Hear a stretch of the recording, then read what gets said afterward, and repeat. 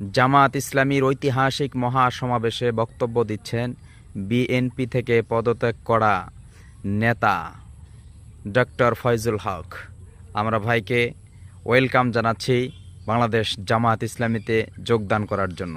আপনারা তার বক্তব্যটি শুনুন। অগ্নিঝরা বক্তব্য দিয়েছে, আলহামদুলিল্লাহ, আমার মনটা ভরে গেছে। শুনুন আপনারা সবাই। বিসমিল্লাহির রহমানির রহিম। বাংলাদেশ জামায়াত ইসলাম কর্তৃক আয়োজিত আজকের এই ঐতিহাসিক জাতীয় মহাসমুদ্রে উপস্থিত রয়েছেন 24-এর গণ অভ্যুত্থানের অন্যতম মাস্টার মাইন্ড জামায়াতের আমির ডাক্তার শফিকুর রহমান। সংগ্রামী সহযোদ্ধা ভাইয়েরা, আগামীর বাংলাদেশে চাঁদাবাজ, সন্ত্রাস, পাথর দিয়ে মানুষ হত্যা মেনে নেওয়া হবে না, হবে না, হবে না। প্রিয় সংগ্রামী যোদ্ধা ভাইয়েরা, আপনাদেরকে স্মরণ করিয়ে দিতে চাই 2013 সালে নিজামী, সাইদি, মুজাহিদ, কাদের মোল্লা, আলী হাসান সহ যাদেরকে হত্যা করা হয়েছে তার রক্তের নজরানা দেওয়ার জন্য সমগ্র ঢাকার অলিতে গলিতে সকল মানুষ আজ বিস্তার করছে, ঠিক কিনা বলো? নারায়ে তাকবীর, নারায়ে তাকবীর। অতএব সেই রক্তের জবাব দিতে হবে।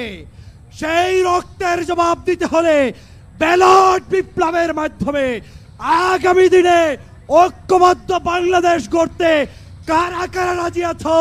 নারায়ে তাকবীর, নারায়ে তাকবীর। প্রিয় যোদ্ধা ভাইয়েরা, নতুন করে নাটক শুরু করেছে অনেকে।